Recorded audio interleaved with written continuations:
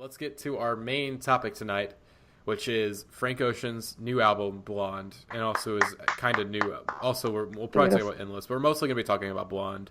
I mean, do we want to get some Endless discussion, like just get it out of the way, I guess, just because I guess I'll start since I probably listened to it the most of everyone here. Endless is very solid, but it's also very much like it's very unfinished. It's rough. Like there's some parts of it that are very just the songs are very short. There is not really that much stuff connecting it, it doesn't feel like an album. It just feels like a bunch of scraps kind of put together, maybe from the sessions of Blonde or stuff he's just been kind of playing around with. Obviously, there's still some great songs in here, like Alabama is absolutely fantastic because fucking Sampha. I don't know what it is about Sampha, but there's just something in his vocal cords where he's just able to emotionally strike you in like the best way possible. Because when you hear Sampha's voice, your heart just like, there's a tiny little shred in your heart. It's like, thank you, Stefan. Thank you for that tear in my heart. No shouts out to 21 Pilots because Tear in My Heart's a terrible song. And also, Slide on Me is absolutely incredible, and Sideways is great. But yeah, it's definitely kind of unfinished. And also, hot take, I don't like the URL cover. I don't like it. I don't think it's that good of a song. I've deleted it on my iTunes. I'm sorry. It's too slow and long and boring. And then, of course, the visual album itself, I guess, was interesting, which I guess we'll probably get to that when we talk about kind of what led up to Blonde. But do you guys have any thoughts on this project? It was really good. I was listening to it. I only listened to it before Blonde came out. And I was listening to it while like just doing other stuff in the background, not really watching it. And I was really enjoying it, especially his background music. So I never actually like focused too much on it, admittedly. Mm-hmm. But from what I heard of it, it was just I really enjoyed it. I know he had some nice bars. I remember that much. And of course, the last song of the album is my favorite, the Kraftwerk song, "Live, Stream Your Life." See, well, it's not actually it's not actually Kraftwerk. It's like I think it's Wolfgang Tillmans, but it sounds like Kraftwerk. It's Kraftwerk. It is Kraftwerk. All right, it's Kraftwerk. Although the Washington Post, they did a little thing they talked about the new albums, and they said that song was atrocious, and I was like, guys. Like, what are you doing? Like, the Washington Post is notorious for having a sketchy track record when it comes to pop music, but whatever. We don't need to think about that right now. So, but yeah, so I enjoyed Endless, but I haven't listened to it since Blonde. Yeah, Endless is like a solid, nice project, but like once you listen to Blonde afterwards, you realize that Endless is like clearly not the main event, and that's kind of how Frank intended it. Like, the best way I can describe Endless is Endless would be like if Radiohead released disc 2 of In Rainbows first. Like, it's just it's a really solid collection of tracks that forms like a preamble to, the fucking main event that Blonde is. And so, yeah, I listened to it about 3 times. I don't know if I'll come back to it just because like I can't get an actual downloaded copy of it, and it's a pain to sit at my computer for 45 minutes watching Frank build stairs. But like, it's nice. It also slows down your computer too, because of course, Apple has to stream it in like HD, which takes a lot of RAM and stuff. Yeah, that may have just been Frank being just like, "This is my vision." You'll see every grain of that wood. So it's 48 minutes like long on iTunes, but apparently there's like a 140-minute version out there according to Tom Sachs, which is like the artist he worked on the project with. Oh no! Didn't he say there were 140 hours of like the raw footage of Frank building the stairs? No, he just said there's a 140-minute version of the Endless film. So I think the one that we have out right now is just the cut down, the further cut down version of that. Okay. But yeah, anyways, Blonde. Let's get to it. So leading up to Blonde, there really is not much. I mean, literally, we all know it was. Where's the album, Frank? We had that July 2015 post where he had the magazines. He said he's got 2 versions. I got 2 versions. And nothing happened. We didn't get anything.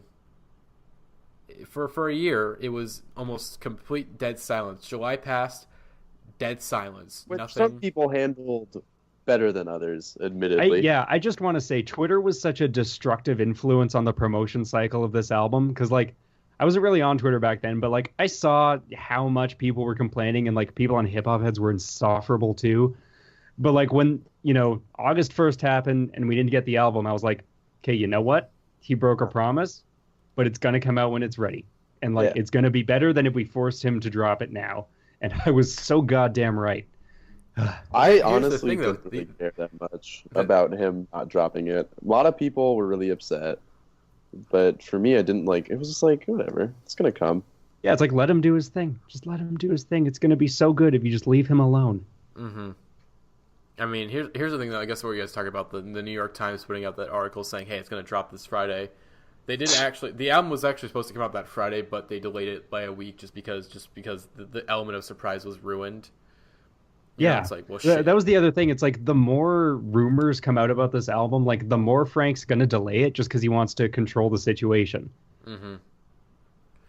And then so yeah, it was like, oh, it's the album's called Boys Don't Cry. No, it's actually not called Boys Don't Cry. Now it's all it's like, god damn, they're just like I generally was able to pretty much be fine. Like the only time I didn't get mad because it's like, okay, I can wait. It's like Channel Orange still sounds fresh. Like I can still listen to Channel Orange and go, damn, that still sounds like it just came out yesterday. I know it came out like in 2012, but even then, it's still just like, okay, I can still listen to this and be like, this is still really like insanely relevant to my life, and I love it. And so I was willing to wait. However, like the week or so before, it was definitely like, it was getting really insufferable. It's like, okay, is this thing dropping or not? Like, I just didn't care anymore. I gave up. I was like, this live stream shit, I don't care. Like, I think it's just kind of funny, like how everyone's like freaking out about it. The last live stream we knew something big was happening because the staircase was almost done. The thing is, I was doing a radio show while that was happening, so like while everyone else was freaking out about that, I was just in the radio station, just like, okay, just checking Twitter occasionally, seeing what's going down.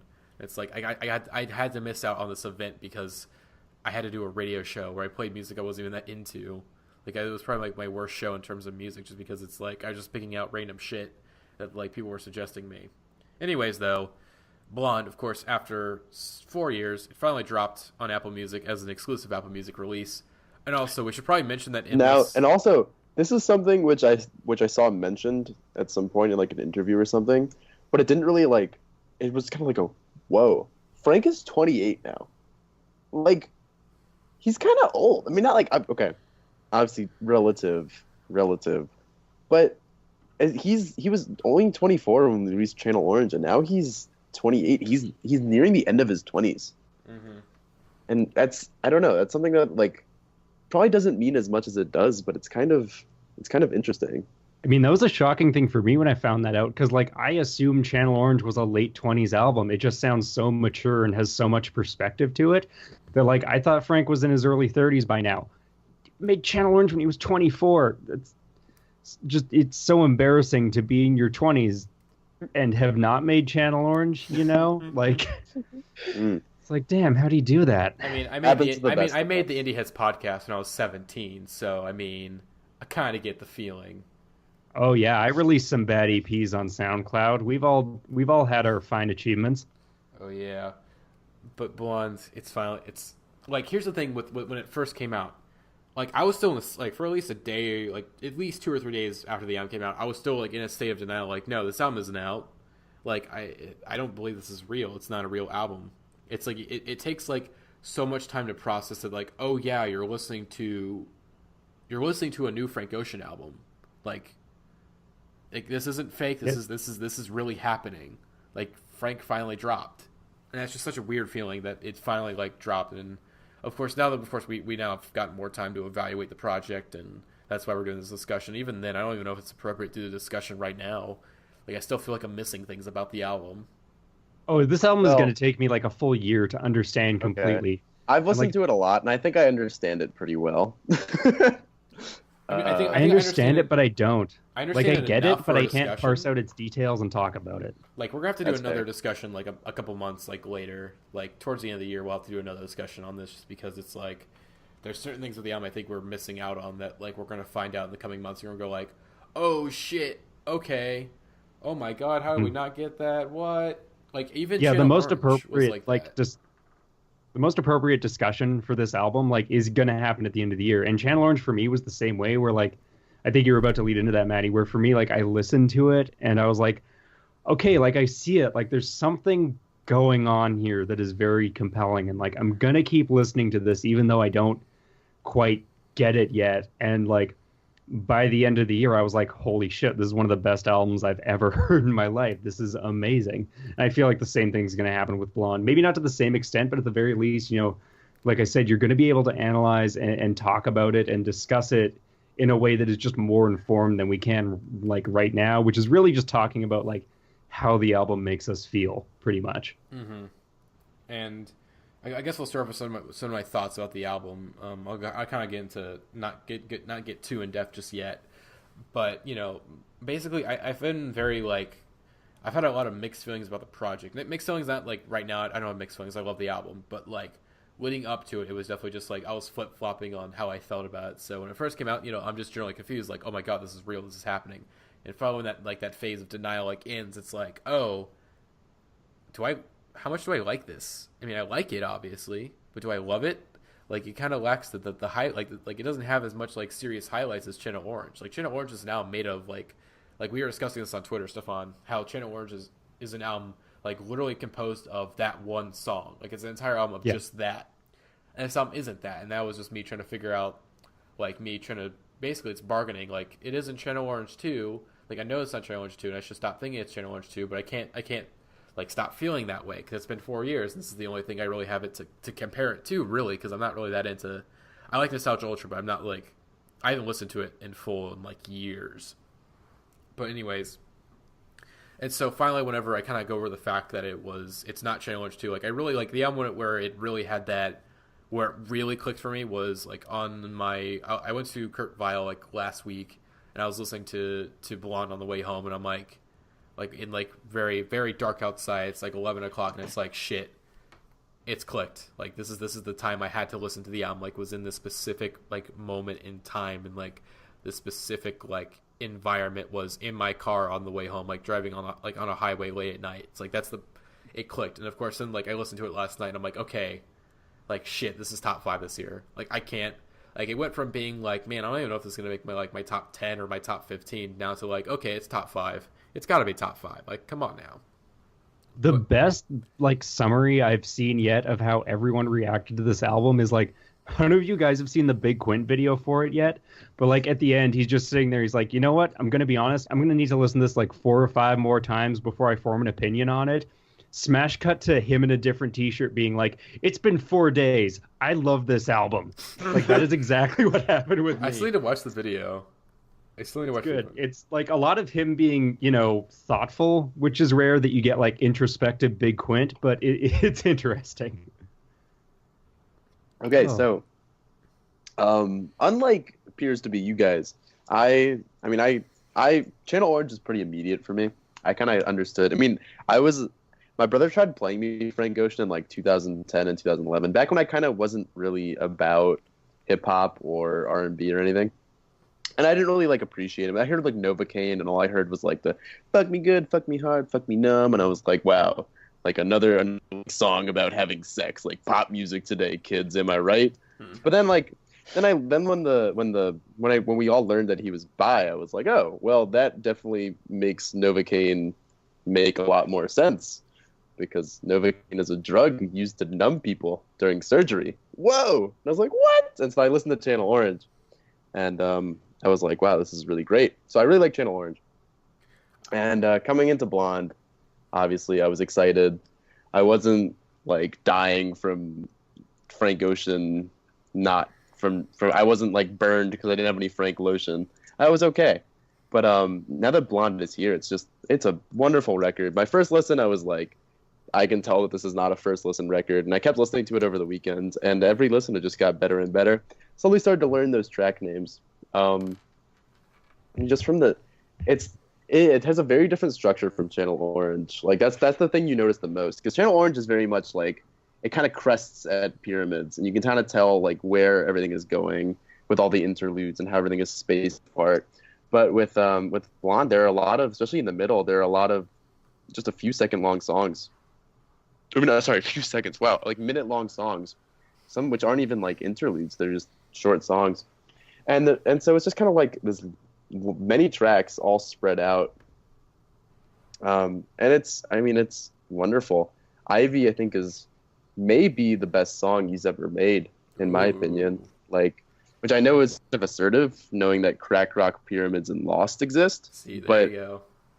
Ivy, like, the guitar tones on Ivy, and just it captures like it seems at first it seems like it might be like a sad boy song, but I found I was listening to it in the shower this morning. I was like it was making me smile, and I was like, this isn't really a sad boy song. It's just more like nostalgia. You know, Nostalgia Ultra. Yeah, but like nostalgia in like the Channel Orange sense, and like the how he picked the name Channel Orange because that was the color he saw the summer he fell in love. It's kind of like that. That's what it reminds me of. It's just like kind of like wistfully remembering his first love, and acknowledging how his first love probably hates him because he may have used his first love, or because his first love was kind of important in his narrative, which wasn't like really Frank's doing the narrative, but people assigned it to him nonetheless. But I mean, Ivy's a beautiful song. It took me like once I realized which song Nights was, and I realized that the two beat switches in Nights were the same song, because the first like 10 listens I wasn't looking at the track listing, so people were talking about the beat switch in Nights, and I was like, what are you guys talking about? Like, that's just there's like what I don't understand. And so I was listening to it. I was looking at the thing, and then when it goes to like the third part of it, I was like, what? This is the same song? No way! Yeah, and that's when Nights really clicked, because I was like, what? I think Nights I kind of have a theory. I kind of have a theory about this. I do feel like Nights is a little bit like the Pyramids of Blonde, just in terms of it being like the turning point. Yeah, it's the centerpiece. I think someone and said you can definitely that, tell because the way like, and it's sort of like, it sort of reminds me of it's like the middle. There's like three movements to it. And it kind of feels like, as I was listening to it while driving, and I was like, this is the song that like, that's like, this is like a generation defining song. It sounds assertive, but I mean like, in the sense that this is the song that people are going to put in, like, you're going to hop in your Uber after you're out clubbing, after you're out partying, and you're going to put on this song, and like, it's going to be you're like coming home and you're drunk and you're like, shit, and that's what this song is. I feel like it's very emblematic of our generation, or at least like as like the 20s and on. So my brother especially, I can see my brother listening to this in Uber and being all like deep and contemplative about it. So I will say real quick before I want to see what Lizzy thinks. I will say the reason why Channel Orange wasn't immediate for me, like I enjoyed it when it first came out, but here's the thing: I was still like dead set Odd Future stan at that point. Like I was still like that was what I was completely like into, and so at the time, Channel Orange, I couldn't appreciate Channel Orange because I was still like this edgy kid, who literally went to school one time during Valentine's Day wearing the Forever Alone meme on his like as like a necklace. Okay, like I wasn't ready to appreciate Channel Orange. All right, that damn Frank Ocean being sophisticated. How does No Crush go again? Out of your league, that'd be a description of me. Oh, that's right. The girl. Anyways, Lizzy, what do you think of Blonde? Some initial thoughts. Of Blonde? Okay, let me first just say, I understand being the Odd Future stan, as I was one for a little while. Being like the huge, like, just like sitting there in your car, like first learning how to drive, like got your learner's permit without mom, or like first driver's license for the first time, like listening to like kill people, burn shit, fuck school. Like, no, I love Tyler the Creator. I still have like a bunch of like, I downloaded all the Odd Future collective, blah, blah, blah. Anyway, Blonde is just as important as Channel Orange to me. They're equally as important, because at first I remember listening to it. I was at my friend's house, and we got into the car, and I was kind of drunk, and I was in the back seat, and I was like, oh, I still haven't listened to the new Frank. So I like take out my phone and I just start playing Pink and White, and I just like look outside, and they're all in the grocery store, and I'm just like looking at the like the fluorescent lights, and I was listening to that because I heard that Pink and White. Everyone on Twitter was like, Pink and White. So I was like, all right, I'll listen to that. That was the first thing that I listened to. So I looked outside and I listened to Pink and White, and I was like, holy shit, this is going to be such an important album to me, right? And I mean, I really I loved Channel Orange. Channel Orange was incredible. I was one of those people who was like, oh my God, like Frank needs to drop because like, I mean, at the same time, I was kind of like, I was kind of annoyed by everyone who's being annoying about him dropping. Like, oh, fuck Frank, I'm not even gonna listen to him anymore because like he's taking so long to drop Channel Orange. But like, or Blonde, Boys Don't Cry, then as we knew it. Shouts out to Glock Lesnar on Twitter. Shouts out biggest Frank Ocean stan. The final boss of Frank Ocean stands. Anyways, continue. I'm sorry. No, it's okay. Shouts out Glock. Shouts out Jesse. Anyway, so no, Blonde is just it's fucking great. Like my favorite album or my favorite songs off of it are probably Nights, obviously, Ivy, Pink and White.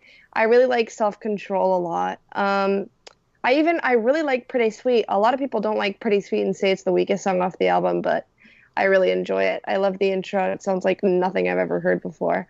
I just think Frank really, like, he put all of his soul into this album. Like, he reminisced about, like, past loves and, like, being young and reckless and, like, now where he is, how those experiences made him who he is now. And I just think it's great. I think it's everything I could have expected it to be. And more, like I don't think there's a weak song on the album except for maybe what's the song I don't like that much? I don't like Close to You that much. Ooh. Boy, I'm sorry, everyone. Boy, all right. We'll get into the songs. We'll get to the songs right about now. So, because we also want to talk a little bit more about like the album thematically. Mm-hmm. Obviously, Channel Orange was definitely a lot more. There's a lot of storytelling. It seems like with Blonde, it's almost entirely confessional. Yeah.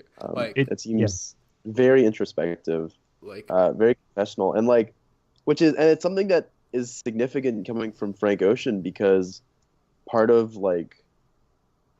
he was kind of his entire life and his personality and especially his sexuality and gender, all those things, which are both very important and very personal things, were turned into very, very public things.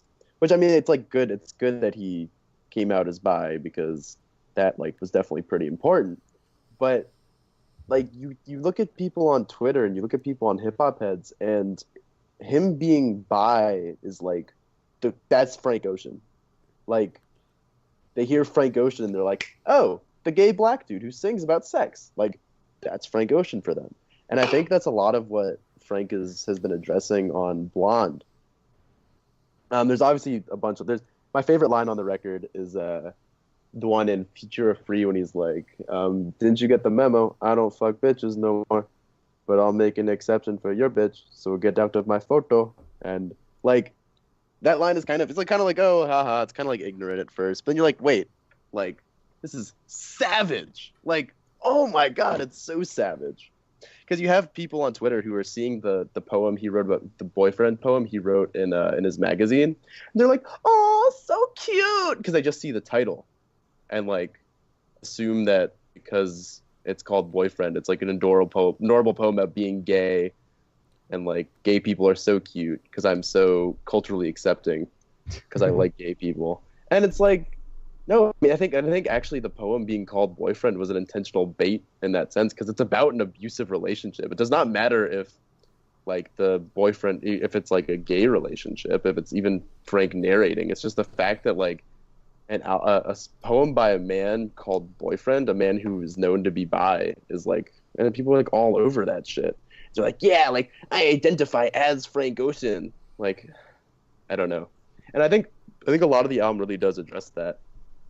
Because, you can tell that he's been pigeonholed and he knows it, and so it's just, I don't know. Yeah, definitely. Blonde is definitely. Here's the most important thing: is the blonde versus blonde with an E, and versus blonde with no E. I think that sets up kind of what I want to talk about, which is, to me, this is an album of dualities and an album of contrast. It's inner versus outer, masculine versus feminine. It's all these things, and he's exploring all these different dynamics, I think, in a way that is very different from Channel Orange, like you said, because Channel Orange was kind of just an album of short films. He had such an acute, specific storytelling lens that he used so well to play these characters. And now I think he's just turned that lens inward, and he's using those same methods on himself. And the difference is that it doesn't create, sort of a segmented album of like, this is a story so much. It's just kind of like this gradually shifting palette of moods that I think chart him going like, for me, that sensation of being pigeonholed, it kind of charts his slow disconnect. Like I said, I think that peaks at nights is sort of the moment where he realizes just how far removed from reality he is. And then the rest of the album afterwards, I think, is him slowly getting back to that and landing on just sort of this sense of optimism and hope and a sense of self on Futura Free. So I think that's kind of like, that's the narrative scope of the album for me. And that's what, to me, thematically, at least as far as I understand, that's what he's doing on this record. Mm-hmm. That's pretty. I never really thought of there as being a narrative on the record. That's one thing that I separated from Channel Orange, because Channel Orange was kind of a little bit of a narrative, but it didn't feel like there was one for Blonde. So I'll listen to it now that you've suggested that. I don't think there's a narrative so much as a progression. It's following Frank from fair. like one state to another to like the return. Kind of. It kind of reminded me of like The Sun Also Rises, because it's just kind of like it felt like he kind of ends up back where he started, except with a bit more nostalgia, because it's pretty sad, because like think about it too. You're Frank Ocean. You go to the bar. You just want to get a beer. A gay guy sees Frank Ocean and is like, "Oh my God, it's Frank Ocean. I can fuck up like a rock star." And so they walk up to Frank and like they're just like, "Hey, like, you're gay," and he's like, "I mean, kind of, but maybe I don't want to do that right now." And I don't know. And you also have like, I just feel like I feel bad for Frank being like pigeonholed into his sexuality and gender. And I guess I already said that, but I don't know. That seems to be a central theme of the record, and a thing that I think a lot of people haven't really been getting on Twitter, which I think is funny, because he's kind of making fun of them and all the people who with their memes and stuff. Mm-hmm. I have no idea what I'm saying. I was gonna say about Channel Orange. Basically, Channel Orange is Frank Ocean saying, "Hey, I'm the greatest songwriter alive. Go fuck yourself," and it's wonderful. And Blonde, on the other hand, like I think we were talking about this on Twitter like a week ago, how like Channel Orange is an album that's much more focused on pure songwriting, well, just like structures and lyrics. While on the other hand, Blonde is the album that Frank really wants to make. It's much more focused on texture and mood, and really it's much more personal, which we're kind of what you guys are getting to, is that this is an album. Like Channel Orange, of course, is an album about, basically it's like short films. It's stories about other people. It's not really Frank identifying as himself. While Blonde it's sort of snapshots of Frank's life, mostly since, like post Channel Orange, It's basically, the reason why I think the album took so long to make was that Frank kind of experienced life to make this album, Like you can't just make this album after 2 years, you have to like really like, let me live my life out and let that inspire the music. And that's really admirable. And of course, one of the things that this album, of course, very inspired by is his sexuality. As there's in Channel Orange, like really the only like real identifier of sexuality is like Forrest Gump. That's the most like obvious. This is like and Thinking About You. Yeah, Thinking About You too, a little bit too. I think that's because Thinking About You was also part of the narrative. And also Thinking About You was written. It wasn't Frank's song originally. It was written for someone else that was a woman. So it's anyways. But he left it. He left it as boy. Yeah. So anyways, and it seems to be about his first love. Mm-hmm. Which is the same guy from Ivy, essentially. Mm-hmm. Which we'll get into the songs, but yeah, very the narrative. Let's talk about White Ferrari for a second. Ooh. Oh, don't even get me started. I love Ferrari. The Here, There, and Everywhere sample in White Ferrari is perfect. Like, so perfect. Like, what is like, spending each day of the year. I think that's the only, like, quote he uses. That's the only, like, line he quotes directly from the Beatles song. But, like, that little vocal melody, he turns a song which is kind of, like, kind of humdrum and dreamy by the Beatles, and it's just this very cathartic, very gorgeous, very kind of heart-achy ballad, and it is gorgeous. And you hear you got your Justin Vernon whoops. You hear woo, woo, and you're like, oh, Justin. you have Frank Ocean sounding like he's doing his best James Blake impression until you realize that it actually is James Blake when you check the track listing. That's fun. Actually, it might not be like again. Like I'm reading the Genius page right now. It's very like unclear whether or not Bon Iver and James like are actually like singing on the song. Bon Iver definitely is at the end. Definitely. And I think they're both James, credited as like, wheriters, but they're not. They're credited no, as you writers. you hear Justin's there. You can hear Yeah. Justin wrote it for sure. Yeah, that last verse is him. All right, but yeah, there's tons of really like really great lyrics that again it's a much more personal album. Like it is Frank. Again, like you're talking about, it's much Frank looking inward at himself and not really about not other people. Like Ivy is a big example of that. But what I want to talk about, which Lizzy, you mentioned this Lizzy as your least favorite song, and I'm like I can't because this song this song grew on me. Because wait, shit, is this a cover? I think it's a cover. Shit. Close to you? Yeah, it might be it says again. I'm reading the Genius page. Close to You is a cover of Stevie Wonder's cover of Close to You by Burt Baracked and Hal David. Hold on, shit. I'm gonna read. I'm reading the lyrics. Actually, no, never mind. Anyways, but yeah, I really like Close to You because basically it's the best Drake song of 2016. It's basically it's the best Drake song that Drake never made. Like it's a better Drake song than like any other Drake song. Like it's very reminiscent in the production and in like the vocal effects and whatnot, and sort of the atmosphere that he's going for. And I really love the lyrics too because it's like reading up on the lyrics. Like I did my lyrics listen through like yesterday, and like singing that first bit. I'll be honest, I wasn't devastated, but you could have held my hand through this baby. In my mind, I didn't need warn your ex, and I was like, shit, that was me this year. That was like I wasn't I went through a breakup this year, and I wasn't devastated by it, but it definitely was like.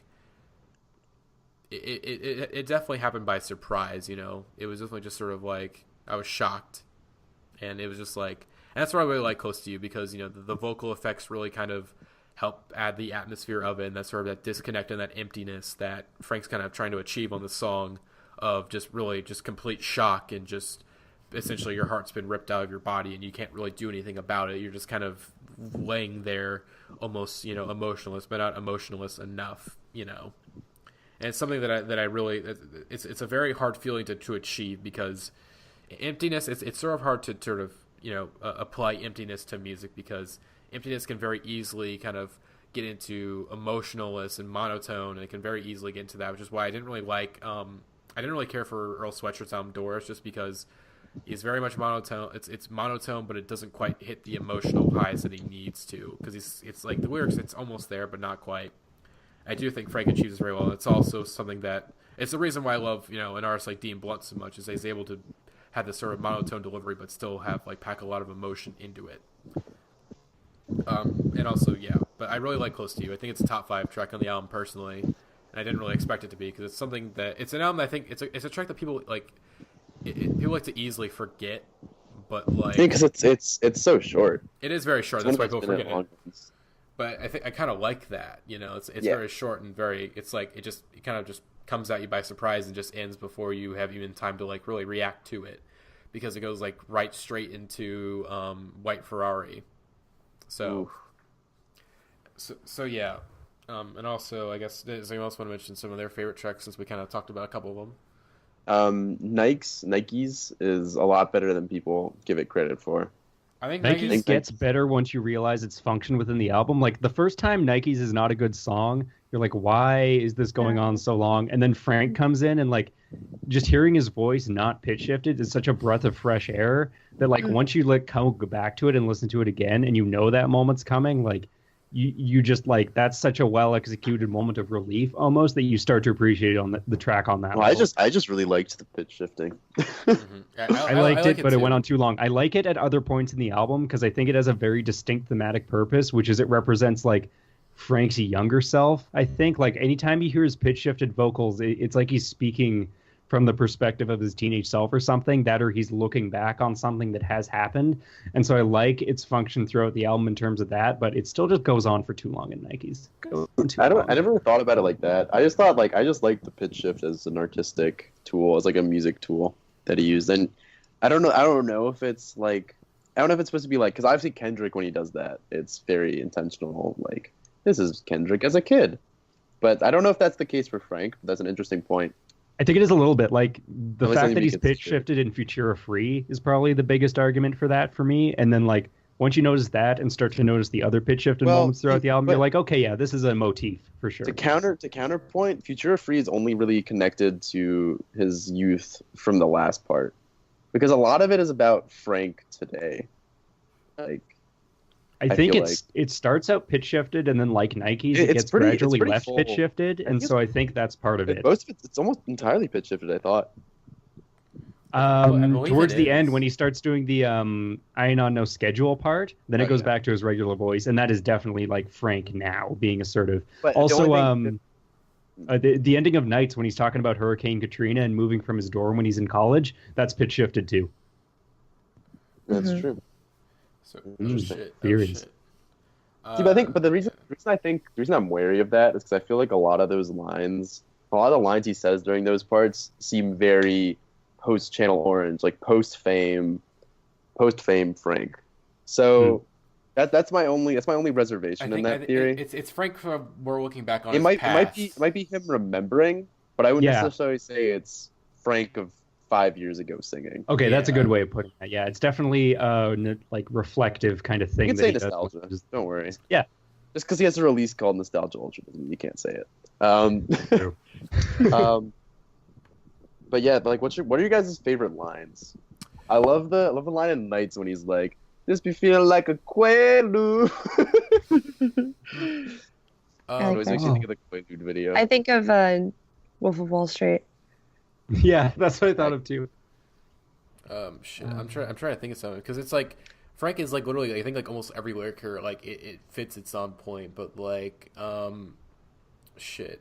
Oh, I think one of my favorite lines is it's a pretty simple one. You know, forgot to tell you, gotta tell you how much I vibe with you, and we don't gotta be solo. It's like, man, at that moment it's just so nice. Solo is one of the best written songs of the year. Like Solo easily. grew on me so fucking much. So I was many- like, this is weird. So many man. double entendres in there. Yeah, the like wordplay is solo versus solo, and then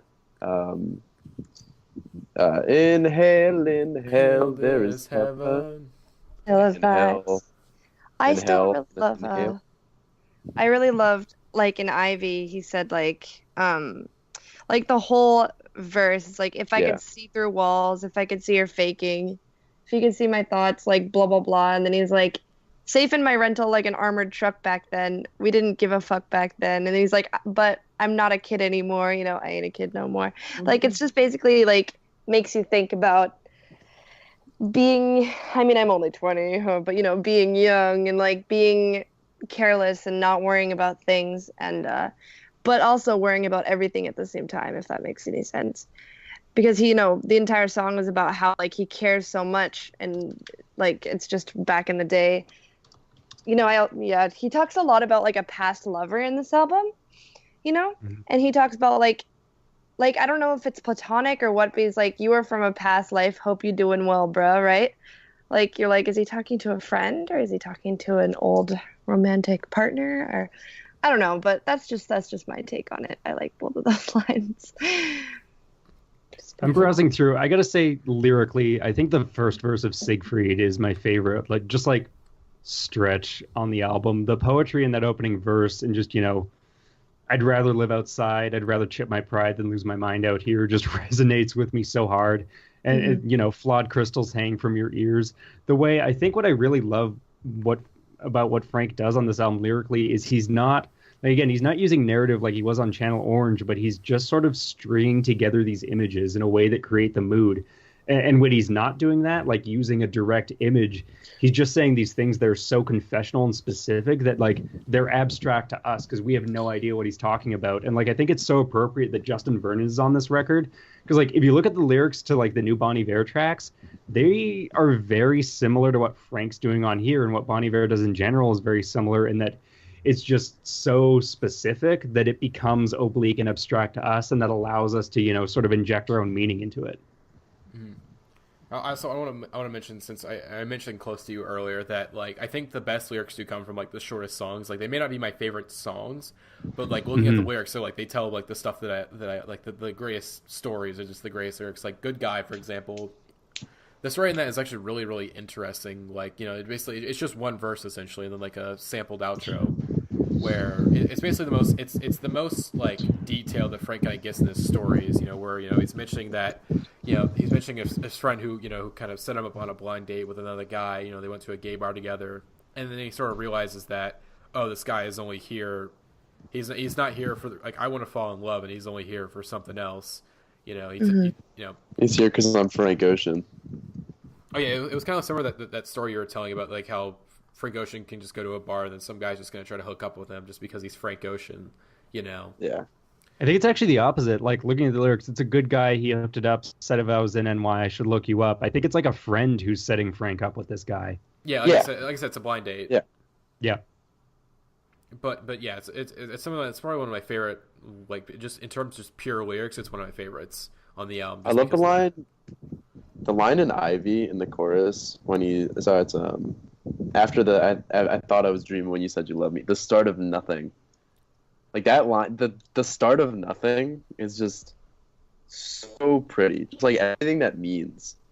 Like, I just think it's totally gorgeous and totally wise. Just to realize that, yes, that is the start of nothing, but at the same time it feels so, I don't know, it's beautiful, it's wistful, it's like, ooh. Also, Jeremy, can we talk about Ivy, the reprise? Like, I think it's the third reprise of the chorus where, like, he really changes his vocal delivery up, where it's like, the feeling is still deep down. Like, he really hits those notes, and it's like, fuck.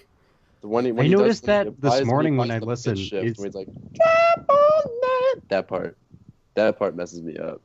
But yeah, I think in terms of like his vocals, this is definitely Frank's best album, where he really is like getting himself out there as a vocalist, trying new things. Yeah, because you can tell that there are moments in Channel Orange where you can tell that he uses a little bit of auto-tune to shore up to hit those high notes. But I think in this one he's really actually become a much better singer, and you can really hear it, and his confidence too. His confidence to be able to use pitch shifting in the way he does, like, that takes serious balls to use pitch shifting, because not a lot of people like pitch shifting. Like, it worked for Vampire Weekend, but it's a very, very risky. Yeah, I think definitely opening the album with because you're just thinking. I remember like that first listen of Nikes, you're craving hearing like new Frank, like specifically Frank Ocean's voice singing again so badly. And then you get 3.5 minutes of pitch shifted. Like, that is definitely a statement to put at the beginning of this album in terms of, like, if you're expecting the same, like, this is a different thing. This is my own thing that I'm doing now. Like, this is not for you. Mm-hmm. So I think we can safely say that we all enjoy this album a lot. Yes. Oh, absolutely. I love this album. And also, I will say, can we talk about the interludes? Because we haven't really gotten to the interludes just yet. Like, yeah, I think people don't get Facebook Story or Be Yourself. Yeah. I remember on Indie Heads, there was that one guy who was like, "This album sucks, and I hate it. I'm only 3 songs in, but I hate it." Man, I forgot about it. He compared it to Speeding Bullet to Heaven. This motherfucker on Indie Heads compared it to Speeding Bullet to Heaven. He was being edgy because this is the crowd that Indie Heads attracts nowadays.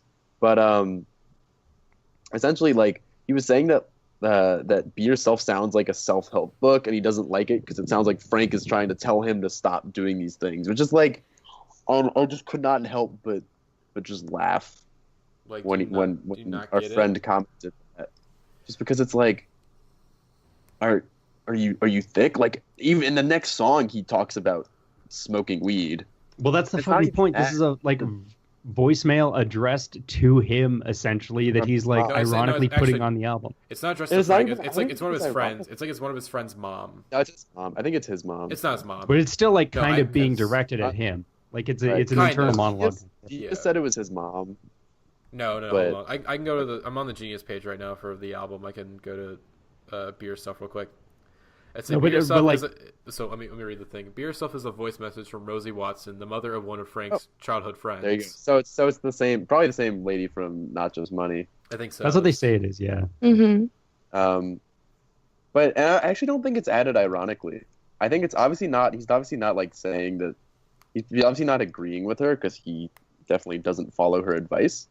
But in a lot of ways, I think it's actually like, it's like be yourself, but don't be yourself through the ways that other people tell you to be yourself. So for example, so this mom says to be yourself by not conforming, or conforming by not conforming, that kind of thing. Mm-hmm. So you conform to societal norms of not drinking and not doing drugs just because, other people are doing it, and you need to be yourself so you don't conform. But so I think Frank's point with this song, with like including it in there, is that like, yeah, you can be yourself and you can do all these things. You can like smoke, you can do drugs, you can do whatever you want, but like, have fun with it. Like, be yourself. Don't let other people tell you how to be yourself, and also don't let conforming stop you from being yourself. So I think it's a really, really poignant little piece, and I also love the little the musical bit that's going through it. That's a really interesting motif that, like, I still don't understand what its purpose is other than just to underpin all the spoken monologues. But the fact that it shows up in Be Yourself, it just sounds beautiful, so I'm okay with it. It's a great melody. I just like the fact that it shows up in Be Yourself Facebook story and the end of Futura Free. Like, my mind just tells me that has some kind of significance that I can't quite like derive yet. But I think that's a really interesting choice. Probably like a chord progression that like probably says it has like a secret message in it. Or something. I think that maybe it definitely sounds like some Boards of Canada shit. I honestly got Eno. Like that's the influence that I got from the instrumental. That sounded like Brian Eno because he's listed as like one of the album's contributors, I guess. Which the contributors is sort of loosely. What was Brian Eno's first band again? For those of us who are listening, Roxy Music. Whoa, Frank Ocean listens to Roxy Music, confirmed. Like I do think like I don't listen to much Frank Ocean. Much Brian Eno.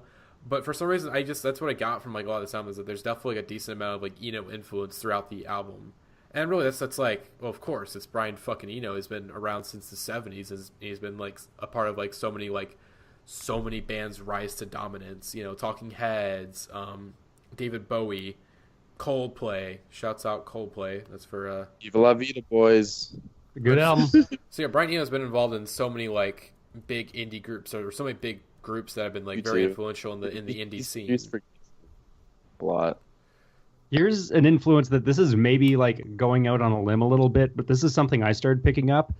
I kind of hear some Arthur Russell in this album. Ooh, I was gonna say that. Yeah, Arthur Russell. Yeah, no, there definitely is, especially on fucking Close to You. I think with the vocal modulation, that sounds so World of Echo, and just like the way this album so much sounds like Frank just singing into his laptop. Like it picks up that very vulnerable personal feel that a lot of Arthur Russell's music has. Because Arthur Russell, again, which Jeremiah, have you gotten? I told you to listen to Arthur Russell. I haven't gotten the chance. Like I really do feel like if you got into Arthur Russell, like you would be really, really into him. But anyways, Arthur Russell is great because again, he has this vibe in his music. He's very much like a bedroom pop innovator. Like a lot of artists, whether they know it, it's like kind of like Roxy Music, how you're talking about. Like there's a lot of artists out there that have been influenced by Arthur Russell, whether you know it or not. Because he just there was a specific vibe in his music that was just so of his own, where it was very personal and very like essentially he was making all his music in his house, like in his apartment, where it's very you can sometimes hear the sound of people walking on the floors and whatnot, and it's very personal and very sort of like one. And I think the reason why it's never like his music, like most of his music, never went really like a release when he was alive. Was because it was so personal to him and very like of like himself that he just kind of was afraid to put it out there. Yeah, it was his diary basically, and this is like, this is kind of Frank's diary in the same way. This is just like his document of like the 4 years that have elapsed since Channel Orange. And of course, and also the person, the personalness of the album is also kind of shown in the instrumentation, which for the most part is very minimalistic and sparse, and they're really, and also I think not a lot of percussion. Not a lot of percussion. There's a couple songs there, which I didn't really realize. I mean, I obviously recognized it, but I didn't realize why. It was so spectral and what was making me enjoy it so much until someone pointed out that there was no percussion, and that was, I mean, it's so gorgeous because of that. But I want to go back to, because we talked about the first interlude. I want to talk about Facebook Story. Oh yeah, and then the, of course, Future of Free before we wrap up. Facebook Story, I've seen a lot of people obviously be like, oh, clearly Frank is saying that technology is bad. Haha, does anyone else our generation sucks because of Facebook? And like, yeah, you could kind of say that like that might be what it's about. Oh, okay, so like this guy broke up with his girlfriend because of the advent of Facebook. But I think at the end of the day, it's not necessarily about that, because obviously Frank Ocean wouldn't be anywhere he is without the internet. He's very much one of the first true artists of the internet generation.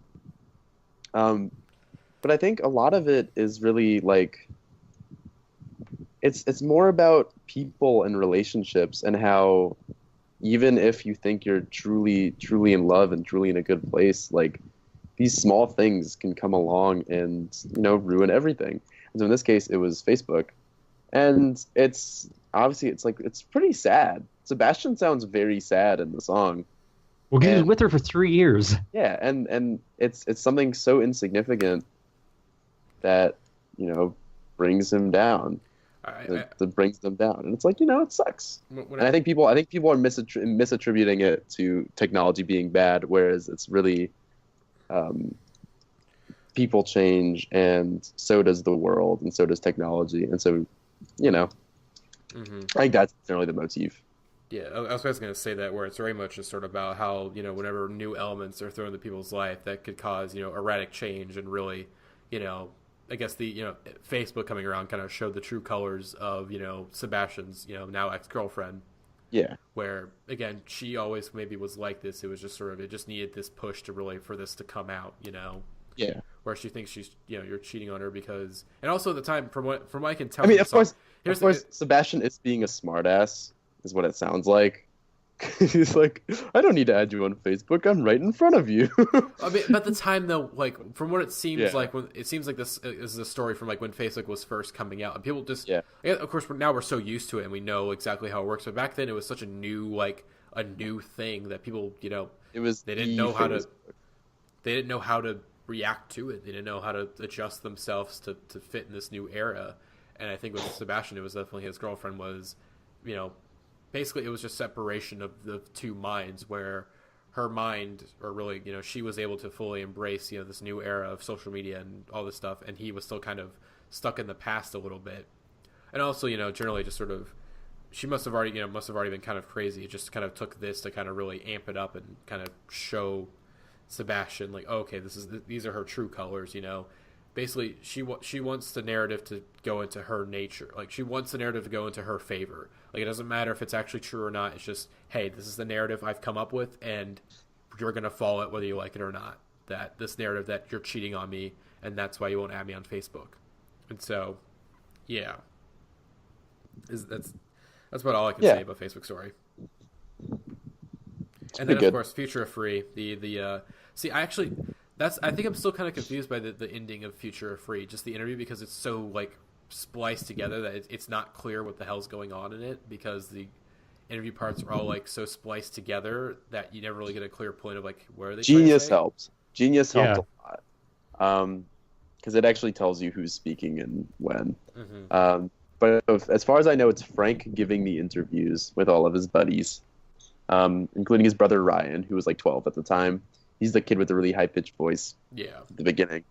I think it's easy to like just kind of say that this is about like youth and like being young and being a kid and all that. But I think it's probably about a bit more than that. I can't tell you exactly what that is yet.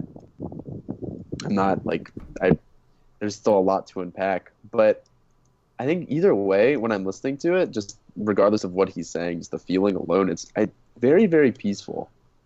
Very, very peaceful. Like even with the static and with the little melody, I just kind of sink into it, and like it makes me just feel good, because I guess it just evokes feelings of nostalgia beyond like that's even if it doesn't like mean anything, it's just like it's very nostalgic, and it sounds very nice, and it's very, very nice. I don't know, I like it a lot, and it's pretty cute too, especially the kid especially the kid who says his superpower wants to be sleeping forever but not dying.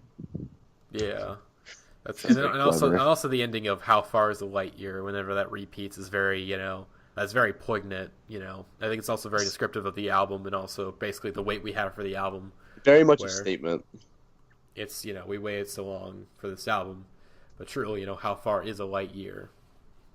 And so I think, again, I'm reading the Genius interpretation, so I'm just going to basically just read what it says here and I kind of agree with it. The album ends on this question in order to metaphorically ask, how far have we come and how far will we go? it's very much basically a sign of, hey, we made it, we're finally here, and also a sign of, let's see where we go next, because I do think that we're gonna be waiting I think we're gonna be waiting even longer for the next Frank album, honestly. I feel like it's gonna be even longer this time around. And that's fine, because I think Frank is going to be one of those artists that comes around every couple of years. It's like Sufjan, Sufjan didn't drop an album, the last, he hadn't dropped an actual solo album, since Age of Rods before Carrying Lowell, that'd been 5 years. Right. Yeah, he's dropped 3 albums in the last 10 years. So I think he did pretty well, honestly. I'm happy. Yeah, and obviously, it's worth the wait. I do think this album is worth the wait, and I think it's definitely an album that, the more I listen to it, the more I enjoy it, and the more I'm, unpacking it and realizing certain things and going, oh, shit. There's certain songs, if we did this discussion, 2 days ago, I would have probably been I would have agreed with you that Close to You is one of the worst songs, but now reading the lyrics and then really getting the vibe of the song, it's well, it's one of my favorites now, because it's shit. I just relate to it so much. But yeah, Blonde, I feel again, it's so weird to discuss this album. I feel it's just not the time. But I don't know. I will say, I will give you one piece of advice. I'd say avoid Genius for this one, because Genius is notorious for not really getting things. Mm-hmm. And most notably is that line I was telling about in Future of Free, didn't you get the memo on fuck bitches no more? The Genius interpretation is literally so in 2012, Frank released a memo saying he's gay. So therefore, he's saying to this person that, no, he doesn't have sex with women anymore because he's gay. But he will make an exception because this person is being pissy. And it's oh my God. Whew. Okay. So that's obviously not what Frank is saying there. And that's why I think it's important to take care with Genius, because it's not, I think the people who are interpreting on Genius are the kind of people who say, "Aw, so cute," because he names a poem boyfriend. So that's my only word of advice. Yeah, I will back that up. I listened to the album reading through on Genius yesterday, and it was complete gibberish to me. And then listened through this morning reading non-annotated lyrics, and I got it so much more. Mm-hmm. Yeah, I just stopped using Genius. Yeah, it's not good.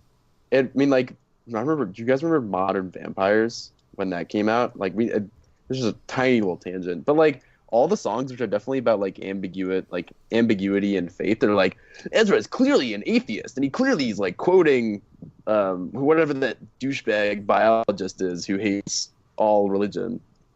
And it's okay, guys, please stop. But yeah, I think that's a warning for our listeners. Don't go on Genius. I think, does anybody else have anything to say? No, we should wrap about Blonde? Yeah, I think I'm good. All right, excellent.